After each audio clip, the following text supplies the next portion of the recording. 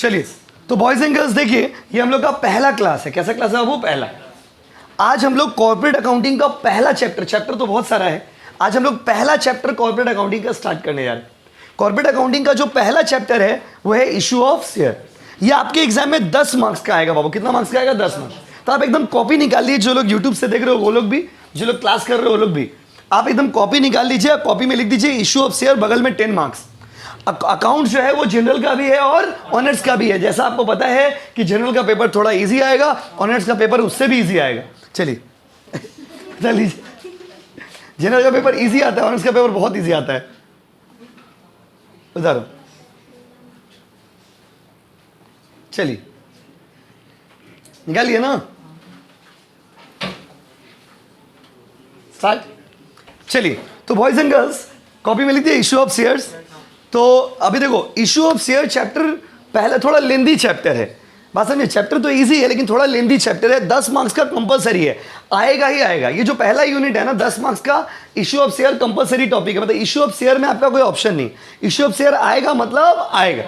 कुछ चैप्टर्स जो है ना, कैलकाटा यूनिवर्सिटी क्या किया है, कंपलसरी दिया है। अब कुछ कुछ चैप्टर जो है वो ऑप्शंस में रहता है, मतलब एक के साथ दूसरा ऑप्शन में रहेगा। तो वो सब आपको हम बताते जाएंगे, कौन सा चैप्टर आएगा, कौन सा चैप्टर ऑप्शन, वो हम आपको जैसे जैसे चैप्टर कराएंगे बताते जाएंगे। आप ये issue of share 10 marks compulsory लिख लिए बगल में।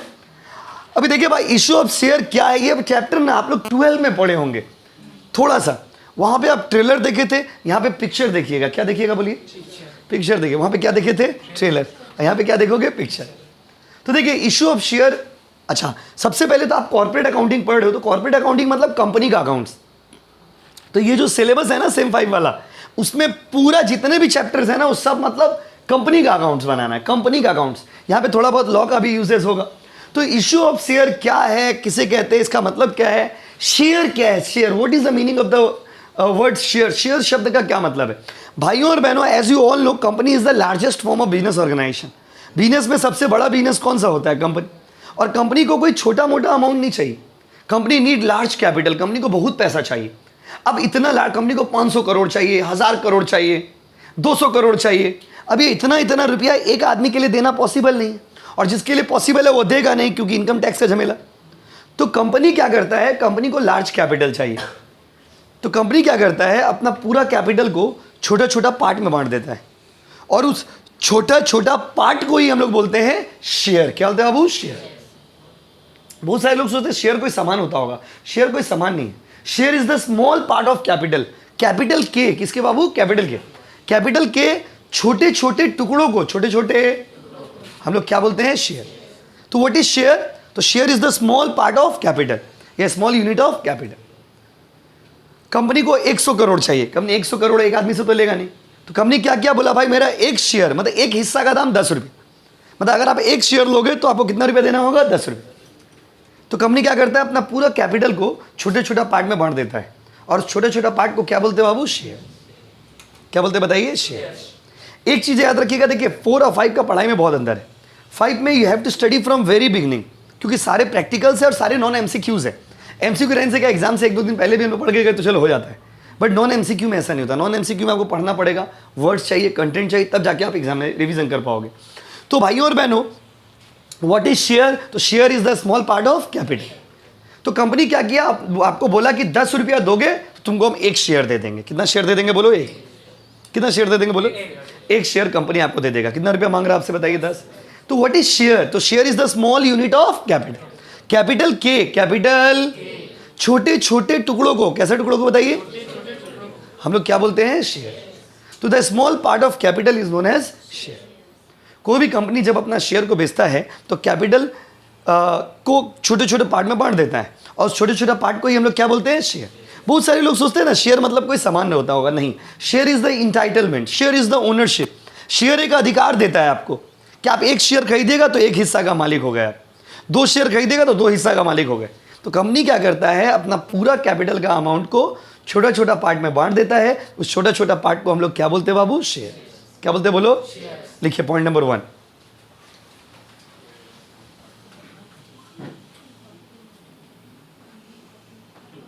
लिखिए पॉइंट नंबर 1। लिख रहे हो ना? लिखिए the small part the small part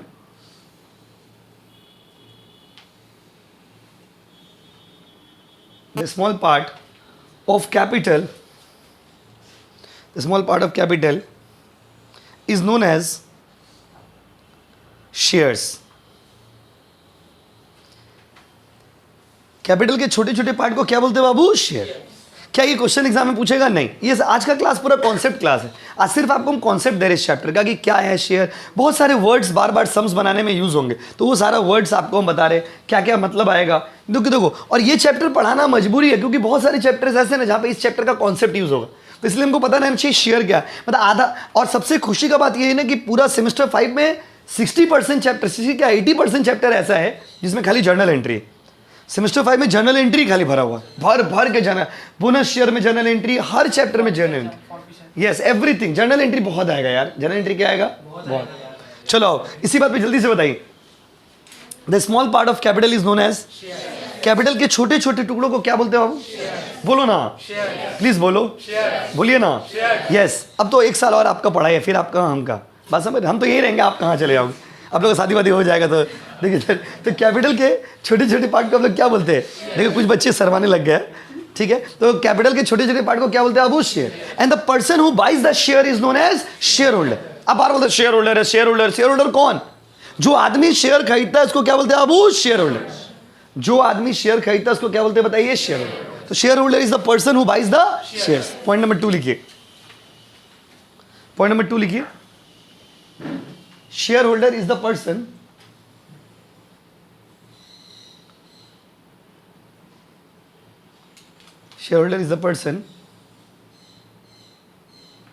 who buys the shares.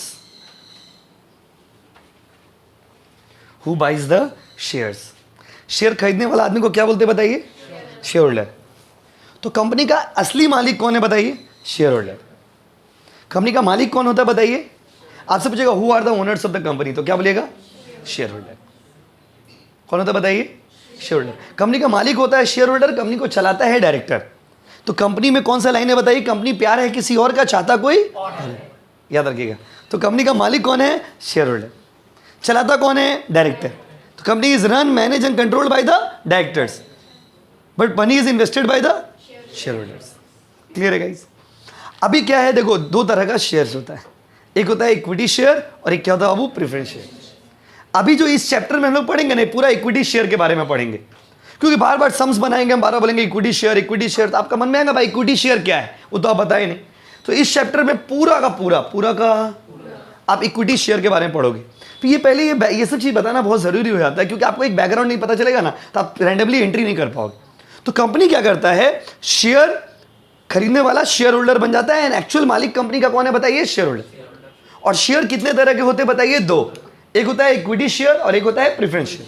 अब दोनों में फर्क क्या है? एक लाइन का डिफरेंस आपको बताते. देखिए इक्विटी शेयर होल्डर वो होता है ना जिसको प्रॉफिट अगर कंपनी में होगा तो सबसे लास्ट में मिलेगा.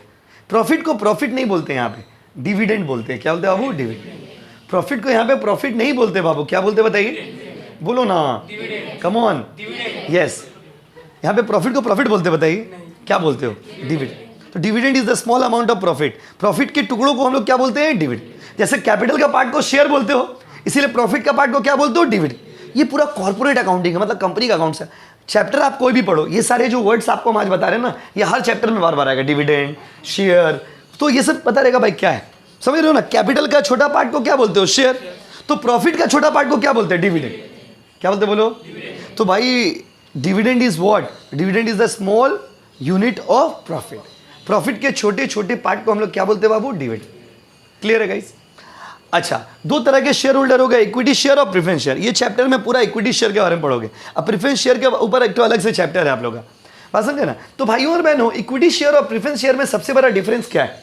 प्रेफरेंस शेयर वो होता है ना जिसको पहला प्रेफरेंस देते हैं. जैसे आप अपना व्हाट्सएप में 5 लोगों से चैट करते, इसमें पहला प्यार कौन है आपका? That is preference. क्या बाबू? प्रेफरेंस. कोई एक आदमी ऐसा होगा, कोई एक लड़की या कोई एक लड़का ऐसा होगा जिससे आप ज़्यादा बात करते होंगे, वो आपका क्या हो गया? प्रेफरेंस. प्रेफरेंस मतलब पसंद. मान लीजिए आप बस में जा रहे हो और कोई महिला खड़ा है, तो आप बैठा रहिएगा ना खड़ा हो जाइएगा? क्या बैठा रहिएगा ना खड़ा हो जाएगा? बताइए. खड़ा हो जाओगे. एक आपका एक सब ऐसा मार्क ऑफ रिस्पेक्ट, प्रेफरेंस किसको दिए? महिला को दिए. तो प्रेफरेंस का मतलब क्या होता है कि अगर कंपनी में प्रॉफिट होगा तो पहले किसको मिलेगा? Preference share. यही चीज प्रेफरेंस शेयर को अलग बना देता है। प्रेफरेंस शेयर वो होता है ना जिसको खरीदने वाला आदमी को प्रॉफिट पहले मिलेगा, मगर अगर कंपनी में प्रॉफिट होगा तो पहले किसको मिलेगा बताइए? प्रेफरेंस शेयर को। पहले किसको मिलेगा बोलो? उसके बाद अगर कुछ बच जाएगा झूठा फूटा, क्या बच जाएगा बताइए? झूठा। तो कौन खाएगा? Equity share. कंपनी का अल्टीमेट मालिक कौन है बताइए? Equity share. क्योंकि लास्ट में अगर कुछ बचेगा तो इक्विटी शेयर को मिलेगा, नहीं बचेगा तो इक्विटी शेयर को नहीं मिलेगा। इक्विटी शेयर सस्ता में बिकता है, प्रेफरेंस शेयर महंगा में बिकता है, क्योंकि वहां पे प्रॉफिट पहले मिलता है। यस और नो गाइस? ऐसे बहुत कुछ डिफरेंस है, कुछ कॉमन डिफरेंस आपको हम लोग बता दिए। तो देखो आप अगर इसको इक्विटी शेयर और प्रेफरेंस शेयर का डिफरेंस अगर आप अपना फैमिली के हिसाब से समझिए तो आप हो गए इक्विटी शेयर, आपका चचेरा भाई या चचेरा बहन हो गया प्रेफरेंस शेयर। बात समझे ना? तो प्रेफरेंस शेयर समझ रहे ना? पहले घर में मान लीजिए आपका मम्मी समोसा मंगाए, मिठाई मंगाए, पहले किसको दीजिएगा? अपने खा लीजिएगा क्या? कि चचेरा भाई को दीजिएगा? चचेरा भाई को दीजिएगा। आदमी गेस्ट को पहले देता है, उसके बाद जो बच जाएगा झूठा उठा वो कौन खाओगे? आप। कौन खाओगे? आप। कौन खाओगे? आप। ठीक है, देखिए समझ गए ना? तो preference share get the preferential right over the dividend and equity share are the ultimate owners of the company. Company का अल्टीमेट ओनर, कंपनी का एक्चुअल मालिक कौन है बताइए? Equity share. कौन है बताइए? Equity share. लिखिए कॉन्सेप्ट नंबर कितना बाबू? 2 हुआ ना? अभी 3rd होगा। क्या क्या लिख दिया बताओ? क्या क्या चीज लिख लिए? Share and share holder. Point number 3 लिखिए, there are 2 types of share. Please लिखो ना, there are 2 types of share. एकदम अच्छे से लिखिए कि बगल वाला आपसे जलने लगे। देयर आर, ठीक है आप लिखो ना, कोई दिक्कत नहीं, अपना हिसाब से नोट्स बनाओ। There are 2 types of shares. ठीक है बाबू? देखिए रेगुलर 6 डेज क्लास है, बात समझे ना? अगर देखो जैसे आप ऑफलाइन में क्लास कर रहे हो तो एक चीज़ आप हमेशा दिमाग में बैठाइए, अगर आपको लगता है कि हम रेगुलर क्लास कर पाएंगे, रोज हम आ पाएंगे, तभी आप ऑफलाइन में क्लास ज्वाइन करिए। बात समझो आप? क्योंकि ऑफलाइन एक तपस्या की तरह होता है, मतलब अगर आप रेगुलर कर पाओगे तभी पॉसिबल है। अब लोग नहीं आज के भालो लगचे ना जाओ ना, आज फेस वॉश नहीं किया आज नहीं जाएंगे, तो वैसे ऑफलाइन में क्लास नहीं होती तो आपका ऑफलाइन में पढ़ाई छूट जाएगा, तब आप ऑनलाइन में शिफ्ट हो जाइएगा। बस समझे? इसीलिए आप अपना और पूरा देखिए सेमेस्टर 5 है, वेरी वेरी सेंसिटिव सेमेस्टर, तो एक तरह से बॉर्डर है आपके लिए।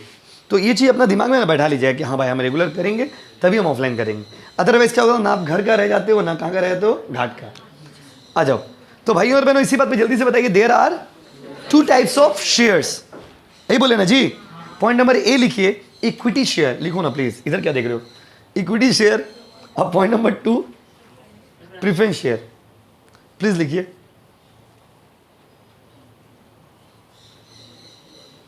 हो गया? कॉन्सेप्ट नंबर 5, जो भी अपना नंबरिंग अपना हिसाब से कर लो। आप सपोज मान लीजिए आपको अपना हिसाब से कोई पॉइंट डाले होंगे तो आप अपना हिसाब से नोट्स बना लो ना, हम खाली पॉइंट्स, ठीक जो आपको अच्छा लगे। अब अच्छा इक्विटी शेयर कौन है भाई? लिखिए पहले क्या इक्विटी शेयर के बारे में लिखिए। इक्विटी शेयर्स आर, लिखिए प्लीज लिखिए, equity shares are the ultimate owners. Equity share वाले जो लोग हैं ना बाबू, वो लोग अल्टीमेट ओनर्स है। अल्टीमेट ओनर्स लिख लिए। चलिए लास्ट मतलब नेक्स्ट पॉइंट लिखिए, preference shares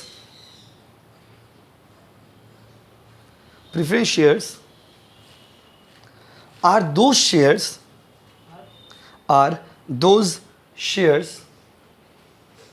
who get, preference shares are those shares who get preferential right। Spelling बोले क्या? PREFERENTIAL, PREFERENTIAL, preferential right over dividend। अभी क्या ना आपको लिखने में बहुत तकलीफ हो रहा होगा क्योंकि बहुत दिन बाद लिख रहे हैं ना, और आप लोग का एमसीक्यू जो पेपर था इतना दिन से आदत था, अब यहाँ पे इकोनॉमिक्स भी नॉन एमसीक्यू हो गया, ऑडिटिंग भी नॉन एमसीक्यू हो गया, तो राइटिंग स्किल आपको थोड़ा अच्छा करना होगा। क्लियर है गाइस? क्या लिख लिया ऑनलाइन वालों आप लोग भी? कमेंट करके बताइए। तो इक्विटी शेयर और क्या बाबू? प्रेफरेंस शेयर, दोनों का डेफिनेशन लिखा दिया नॉलेज के लिए आपको। आज का जो क्लास है वो सिर्फ समझिए कॉन्सेप्ट है, अब ये नहीं करेंगे ना तो अगला क्लास समझ नहीं आएगा आपको।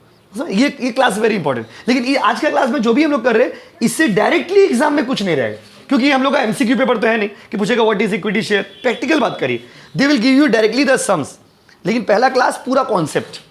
ठीक है। तो भाई इक्विटी शेयर भी हो गया, प्रेफरेंस शेयर, एक रफ आइडिया। हम आपसे पूछते बताइए कंपनी को कम पैसा चाहिए कि ज़्यादा पैसा चाहिए कि बहुत ज़्यादा पैसा चाहिए? और बहुत ज़्यादा पैसा क्या एक आदमी के लिए देना पॉसिबल है? तो कंपनी क्या करता है, पार्ट में बांट देता है, उस पार्ट को क्या बोलते हैं, शेयर। क्या बोलते हैं, बोलो ना, बोलो। शेयर खरीदने वाला को शेयर होल्डर कितना तरह का है, एक इक्विटी शेयर और एक तो, अच्छा वो कौन सा शेयर है जिसको प्रॉफिट पहले मिले? प्रॉफिट को यहाँ पे प्रॉफिट बोलते हैं ना, डिविडेंड बोलते हैं। क्या बात है, वेरी गुड। और आप लोग हमेशा ना फर्स्ट क्लास में बहुत एक्साइटेड रहते, लास्ट क्लास आते आते क्लास खाली हो जाता है, बस समझे ना। खैर कोई बात नहीं, तो लाइव बन चुके हम लोग। तो और वो कौन सा शेयर है बताइए, बस समझे ना। और वो कौन सा शेयर है जिसको प्रॉफिट बचने के बाद अगर कुछ बच हुआ जाएगा तो देंगे, इक्विटी शेयर। क्लियर है गाइस? सबसे ज्यादा रिस्क कौन लेता है बताइए, इक्विटी शेयर। बेचारा असली मालिक कौन है बताइए? अब पहला प्यार कौन है बताइए, प्रेफरेंस शेयर। क्योंकि मालिक भले इक्विटी शेयर है लेकिन प्यार किससे करते हैं, प्रेफरेंस शेयर। तो ये बात हो गया, I love you but as a friend. Equity share को ऐसा हालत करके छोड़ देता है, I love you but as a friend करके बेचारा वो आशा में है कि हम कंपनी का मालिक है, हम कंपनी का मालिक है, कंपनी का मालिक कोई और है। चलिए आइए, तो जिसको प्रॉफिट मिला वही ना असली गेनर है बताइए। असली गेनर कौन है, प्रेफरेंस शेयर। प्रॉफिट होगा पहले किसको दोगे, प्रेफरेंस, उसके बाद अगर कुछ बच जाएगा तो किसको दोगे, इक्विटी। क्लियर है गाइस? थोड़ा और आगे बढ़ते हैं, शेयर को हम लोग बेचते कैसे हैं? तो भाइयों और बहनों, कोई भी कंपनी अपना शेयर को ना 3 सिनेरियो में बेच सकता है। कितना सिनेरियो है वो, 3। या तो जैसे मान लीजिए शेयर का दाम है 10 रुपया, मान लीजिए नॉर्मली 90% सम्स में 10 रुपया ही रहेगा।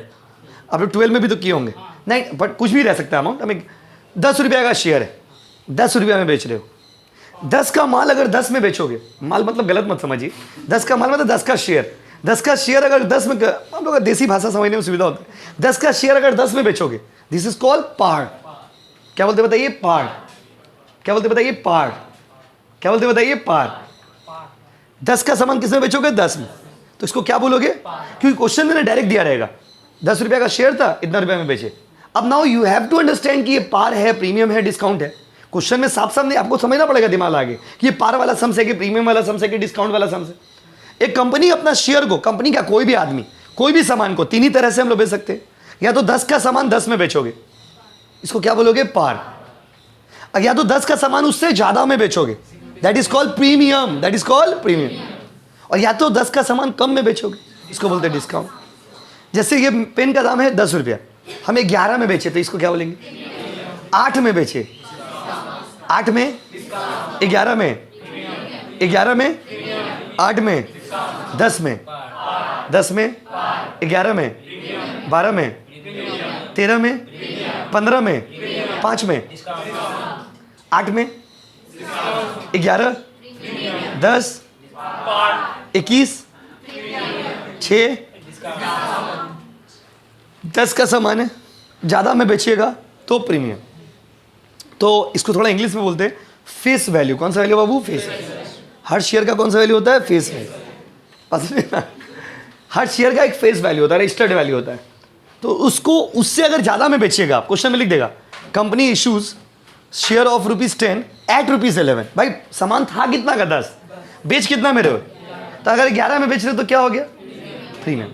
अच्छा, तो 3 तरह से बेच सकता है। बट क्या बाबू, बट इतना फीलिंग लेके क्यों बोल रहे, क्योंकि गौर से सुनिएगा। बट इंडिया के लॉ के हिसाब से एक कंपनी अपना शेयर को डिस्काउंट में नहीं बेच सकता। As per section 53 of the companies act 2013, Indian law में सेक्शन 53 2013 के हिसाब से एक कंपनी अपना शेयर को डिस्काउंट में नहीं बेच सकती। डिस्काउंट में नहीं बेच पाओगे, बेचोगे नहीं बेचोगे, अलाउड नहीं इंडिया में। तो इसके लिए लॉ बनाने वालों को थैंक यू। क्यों बोलिए तो ऐसे ये चैप्टर बहुत लेंदी है, और अगर लेंदी मतलब बड़ा चैप्टर, इसमें ये चैप्टर क्या है, समुद्र है। आप जितना ही सॉल्व करोगे ना उतना ही कम। आपको लगे थोड़ा और सम्स सॉल्व करते, तो ये चैप्टर कभी खत्म ही नहीं होता है। मतलब जितना सॉल्व करिए आपको लगे थोड़ा और सम्स करते, थोड़ा और सम्स करिए, वैराइटीज बहुत ज़्यादा है इसमें, बात समझे ना। आप सोचो पारा प्रीमियम खाली आपके सिलेबस में तो इतना वैराइटीज है, अगर डिस्काउंट सिलेबस में रहता तो कितना वैराइटीज रहता। इसलिए अच्छा क्या कि डिस्काउंट आपका सिलेबस में क्या, लॉ ही में नहीं है तो सिलेबस में कहाँ से होगा, जब इंडिया में चलता ही नहीं, इंडिया के लॉ के हिसाब से। पहले जब हम लोग पढ़ते थे ना, जब हम लोग पढ़ते थे कंपनीज एक्ट 1956, तो उस टाइम में डिस्काउंट वाला सम शेयर में सिलेबस में था, तो हम लोग डिस्काउंट वाला भी पढ़ाई की। लेकिन आप लोग गेनर हो गए, आप लोग को क्या पढ़ना है, सिर्फ पार और प्रीमियम। लिखिए, बोलिए। हाँ, वो स्वेट इक्विटी शेयर सेक्शन 54 वो अलग केस है बाबू, लिखिए। हाँ वो स्पेशल केस है, लिखिए। चले, कितना नंबर बोलिए? जो भी नंबर है अपना देख लीजिए। रेडी? लिखिए, स्टार्ट, लिखो। कंपनी कैन इशू शेयर्स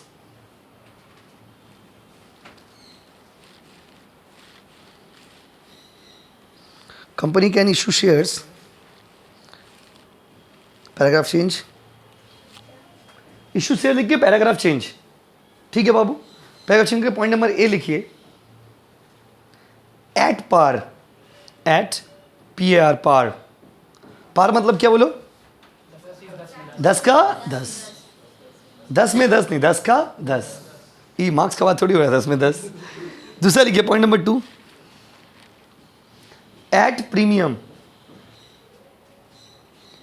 अब इस सब का डेफिनेशन नहीं लिखा रहे हो तो आप समझ जाओ, पार मतलब इतना तो चिल्ला चिल्ला के पढ़ रहे। हर चैप्टर में इस वर्ड काम आएगा, पार, प्रीमियम, डिस्काउंट। प्रीमियम लिखिए, एट प्रीमियम, प्रीमियम मतलब ज़्यादा में, पार मतलब सेम प्राइस में, प्रीमियम मतलब ज़्यादा प्राइस में, और डिस्काउंट मतलब कम प्राइस में। और लास्ट लिखिए डिस्काउंट, सिचुएशन तो लिखना होगा ना, एट डिस्काउंट, और बगल में लिख दीजिए, डिस्काउंट का बगल में लिख दीजिए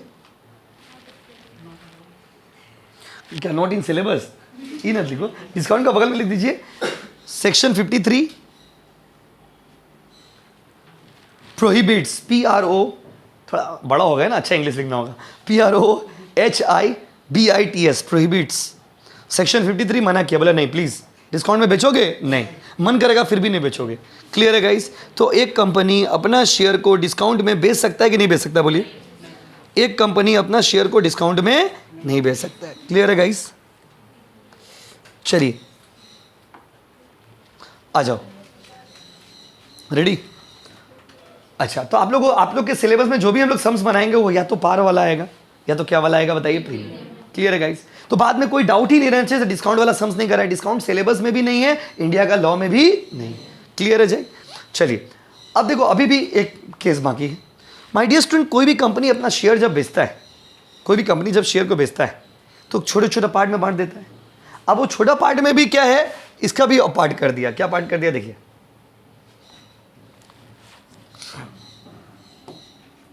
जैसे कंपनी क्या बोला कि भाई 10 रुपया दो और एक तो शेयर ले जाओ। अब ये 10 रुपया भी कंपनी एक बार में नहीं लेता है, धाप धाप में लेता है। कैसे लेता है बाबू? धाप धाप समझते हो? पार्ट पार्ट में लेता है। कैसे लेता है वो? पार्ट। ये 10 रुपया भी कंपनी आपसे एक बार में नहीं लेगा, इसको भी कंपनी ना तोड़ तोड़ के लेता है, मतलब इंस्टॉलमेंट में लेता है। कैसे लेता है बाबू? कैसे लेता है बोलो? इंस्टॉलमेंट में लेता है। पहला इंस्टॉलमेंट को यहां पर बोला जाता है एप्लीकेशन। क्या बोला जाता है बताइए? एप्लीकेशन। आई होप आप बहुत इजीली समझ जाओगे क्योंकि हम बहुत बेसिक से बता रहे हैं। बात समझे ना? डायरेक्ट एंट्री कर देते तो आपके मन में हजारों डाउट रहेगा। बात समझे? तो जब 10 रुपया भी कंपनी ना एक बार में नहीं लेता है, तोड़ तोड़ के लेता है। कैसे लेता है बताइए? कैसे लेते हो? एक बार में कि तोड़ तोड़ के? तोड़ तोड़ के। पहला पार्ट को, पहला इंस्टॉलमेंट का नाम क्या दिया गया है? सम्स में लिखा रहेगा, company issues equity share of ₹10 each payable as 2 on application, 3 on allotment. तो आप उस समय समझ एप्लीकेशन का मतलब क्या हो गया। तो फर्स्ट इंस्टॉलमेंट का नाम क्या बाबू? एप्लीकेशन। सेकेंड इंस्टॉलमेंट का नाम होता है यहां पे अलॉटमेंट। क्या नाम होता है बाबू? अलॉटमेंट। झमीला वाला इंस्टॉलमेंट है ये। थर्ड इंस्टॉलमेंट को बोलेंगे फर्स्ट कॉल। क्या बोलेंगे बाबू? और उसके बाद वाला इंस्टॉलमेंट को बोलेंगे फाइनल कॉल। फाइनल कॉल बोलिए चाहे सेकंड कॉल बोलिए। सेकंड एक्चुअली फाइनल कॉल, क्योंकि आप लोग का एग्जाम में ना ज्यादा से ज्यादा यहीं तक रहेगा सम्स। आप लोग का एग्जाम है, इससे ज़्यादा नहीं रहता है, नॉर्मली नहीं रहता है। बट अगर दे दे तो कोई बात नहीं है। इसे अगर और बढ़ेगा ये तो इसको ऐसे बोलोगे, सेकंड कॉल, फिर क्या बाबू? थर्ड कॉल, फिर क्या बाबू? Fourth call and so on. But इतना लंबा नहीं रहता है सम्स। जो 10 रुपया को क्या 10 रुपया को क्या 100 पार्ट मिलेगा? एक एक पैसा करके थोड़ी लेगा कंपनी, 3-4 पार्ट में लेके कंपनी खत्म कर देता है। बट इसको बोलते क्या है जल्दी बताइए? The first instalment is known as, the second instalment is, the third instalment is, and the fourth installment is final call, or you can say second call also. Yes or no guys? लिखिए, चले बोले, लिखिए, the value of share, the value of share, the value of share is divided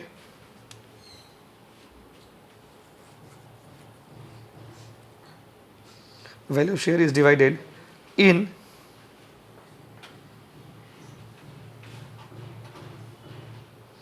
क्या लिखा हुआ बताइए? Value of share is divided in various instalments, various instalment such as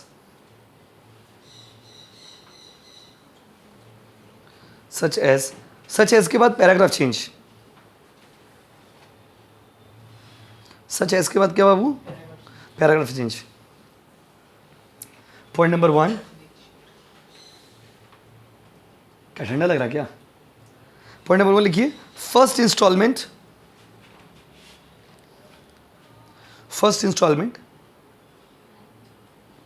बगल में हाइफन दे दीजिए। हाइफन समझते हो ना? दाग मारो। क्या मारोगे? दाग। क्या लिखोगे? एप्लीकेशन। देखो कैसे लिखे, फर्स्ट इंस्टॉलमेंट का नाम क्या है? एप्लीकेशन। फर्स्ट इंस्टॉलमेंट एप्लीकेशन, फिर पैराग्राफ चेंज। सेकेंड इंस्टॉलमेंट, उसका नाम बोलो। अलॉटमेंट।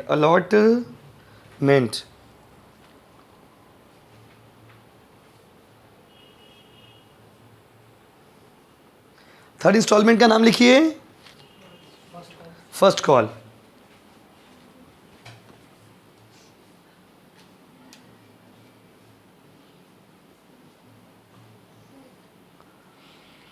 और फोर्थ इंस्टॉलमेंट का नाम लिखिए सेकेंड कॉल और फाइनल कॉल। सुविधा होगा। सेकेंड कॉल और क्या बाबू? फाइनल क्यों? क्योंकि ये लास्ट है। सेकेंड क्यों? क्योंकि अगर भाई फर्स्ट के बाद वाला है इसीलिए सेकेंड। ये पूरा थ्योरी कॉन्सेप्ट था। ये वो कॉन्सेप्ट है जिससे डायरेक्टली कोई क्वेश्चन नहीं आएगा एग्जाम में, लेकिन इसके बिना आप चैप्टर नहीं समझ पाइएगा।